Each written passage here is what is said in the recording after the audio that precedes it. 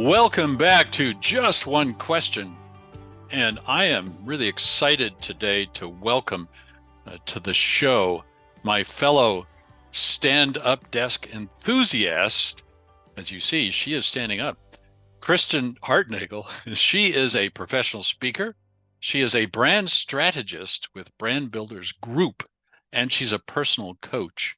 And so we got together to chat about this ever fascinating topic to speakers, which is how does a speaker build a brand? And so first I'm going to ask Kristen how she is, and she's going to tell me she's great, I'm sure, and then we'll get to it. So Kristen, how the heck are you?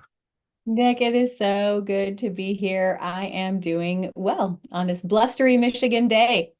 Awesome. Well, the sun is shining here in Boston, not bragging because we don't usually get bragging rights in Boston for the weather, but it's a beautiful day here in Boston. And so I'm very glad you're on the show. Let's get right to it. How does a speaker build a brand? It's a perennial question because you start out burning with something to tell the world, and the world begins by being indifferent typically to what you have to say. And so how do you crack that nut? How do you get people excited about bringing you in to speak? Well, I really believe it boils down to, are you super clear on your messaging? Like, do you know what makes you unique? Every keynote, every talk that you give, in essence, solves a problem. And so, can we reverse engineer that? Can we discover what is your keynote the solution to? Because if we can give words to the way it feels to have the problem, then we're attracting the right people who need the solution. So building a personal brand is all about intentionally shaping what people think of when they think of you. And we want them to think of you as the go-to person to be the solution for that problem.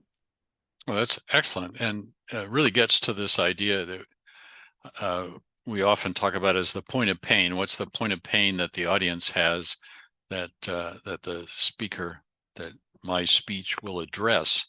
And yes, if we can articulate that, then we're well on the way. So, give us a couple more pointers though while you're at it. So, let's say you figure out what that point of pain is, and you're ready to get started.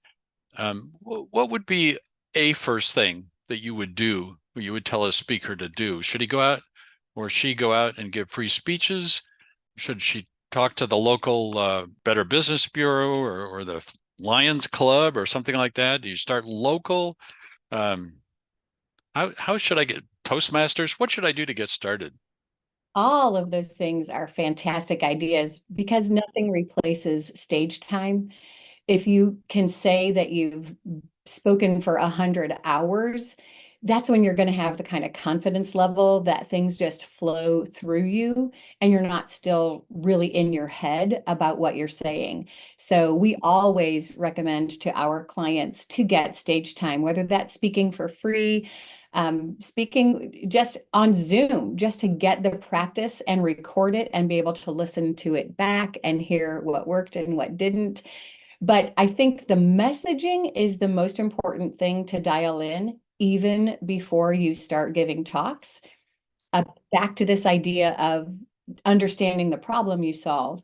If you can give words to the way it feels to have the problem, people see themselves as having that problem, and then they're going to assume, they're going to connect dots that you also have the solution because you've been able to articulate so well what it is that they're feeling. Even if they don't have the word for it, when you become an ambassador of the way it feels to have the problem, people see you as the person who also has the solution.